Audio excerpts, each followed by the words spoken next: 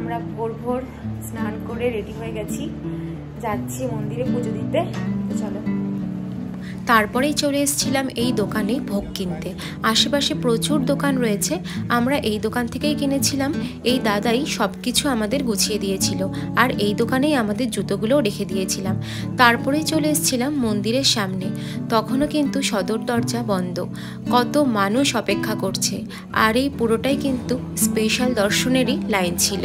আর এইভাবে সবার সাথে অপেক্ষা করার অন্যরকমই এক অভিজ্ঞতা হয়েছিল আমাদের। হয়ে গেল, আমরা লাইনে।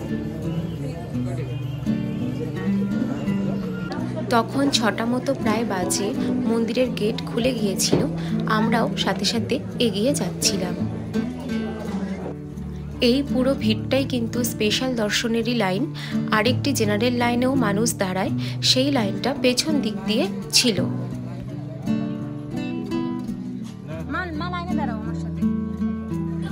আমরা এদিকে স্পেশাল দর্শনের টিকিটের লাইনেই দাঁড়িয়েছিলাম।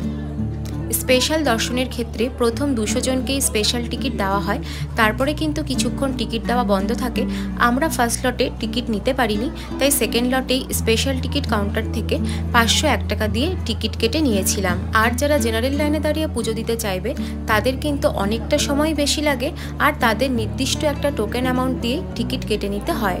যারা স্পেশাল টিকিট কাটবে তাদের কিন্তু এই ওয়েটিং হলে বসে ওয়েটও করার ব্যবস্থা রয়েছে। আর তারপরে আমরাও এই যে পুজো দেওয়ার জন্য লাইনে দাঁড়িয়ে পড়েছিলাম।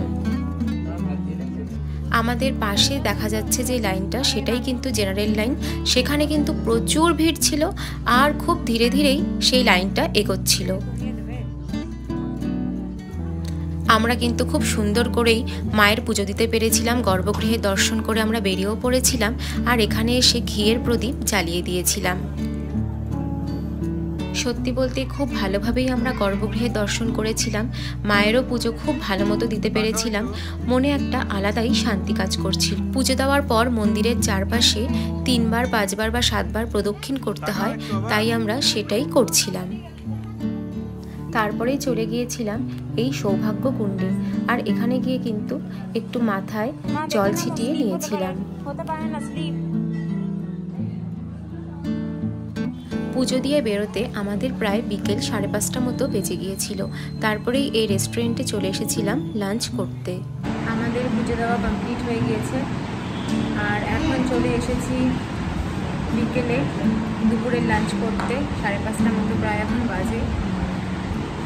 পিওর ভেজ রেস্টুরেন্ট এটা, এখন সেটারই আমরা ওয়েট করছি। আমাদের দুজনের জন্য নিয়েছিলাম ভেজ বিরিয়ানি, মা নিয়েছিল ভেজ থালি। দুপুরের লাঞ্চ করার পর আমরা চলে এসেছিলাম রুমে, আর তারপরেই আমরা 3 জনে এতটাই টায়ার্ড ছিলাম যে এসেই ফ্রেশ হয়ে ঘুমিয়ে পড়েছিলাম। আর এখন 8:30 মতো প্রায় বাজে, আর আমরা একটু আগেই সবাই উঠলাম। উঠে আবার ফ্রেশ হলাম, হয়ে রেডি হয়ে এখন আবার একটু আমরা বেরোবো। একটু কিছু কেনাকাটিরও আছে, প্লাস একটু চা খাবো আর একটু ঘুরবো।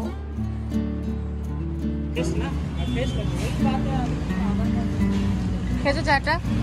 হ্যালো। সকালে যে দোকান থেকে পুজোর জিনিস কিনেছিলাম সেই দোকানেই চলে এসেছিলাম সবার জন্য প্রসাদ কিনতে, আর কিছু জিনিসপত্র নেওয়ার ছিল সেগুলোই কিনতে। আর এখানকার জিনিসগুলো আমার বেশ ভালোই লেগেছিল। কেনাকাটি করতে করতে আমাদের প্রায় রাত 9:30 কি 9:45 মতো বেজে গিয়েছিল, তাই এই রেস্টুরেন্টেই চলে গিয়েছিলাম ডিনার করতে। দুপুরের খাবারগুলো ভালোই লেগেছিল আমাদের, তাই ডিনারের জন্য ভাবলাম এখানেই যাওয়া যাক। চলে এসেছি আমরা আমাদের রুমে, আর এখন আমরা একটু পরে ঘুমিয়েও পড়বো। কাল সকাল সকাল ট্রেন আছে। আজকে আমাদের কামাখ্যা ছেড়ে যাওয়ার পালা। আমরা রেডি হয়ে গিয়েছি, একটু পরে চেক আউট করে নিব। ট্রেন আছে আমাদের। হোটেল থেকে বেরিয়েই আমরা অটো পেয়ে গিয়েছিলাম, ও লাগেজগুলো লোড করিয়ে নিচ্ছিল। এখানে কিন্তু ভালোই হনুমানের উৎপাত ছিল। আমরা তখন বেরিয়ে পড়েছিলাম। আমরা এদিকে বেরিয়েও পড়েছিলাম। তখন প্রায় সকাল 5:30 মতো বাজে, কিন্তু বাইরে এত রোদের তাপ দেখে মনে হচ্ছিল যেন সকাল 9টা কি 10টা বাজে। আমরা চলে এসেছিলাম কামাখ্যা জাংশনে। এখান থেকেই কিন্তু আমাদের ট্রেন ছিল এনজেপি পর্যন্ত।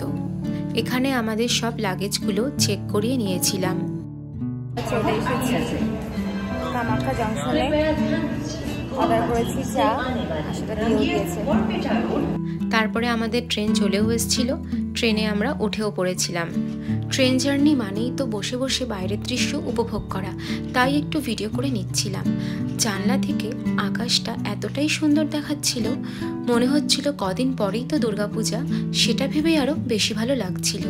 আর আমরা আমাদের লাঞ্চে অর্ডার করে দিয়েছিলাম, যেহেতু ছিল সোমবার তাই অর্ডার করেছিলাম খিচুড়ি, পরোটা আর সাবুর পায়েস। আর তারপরেই আমরা নেমে পড়েছিলাম এনজেপিতে। এখান থেকেই আমাদের আলোয়াবাড়ি ট্রেন ছিল। দেখা হবে নেক্সট কোনো ভ্লগে। বাই।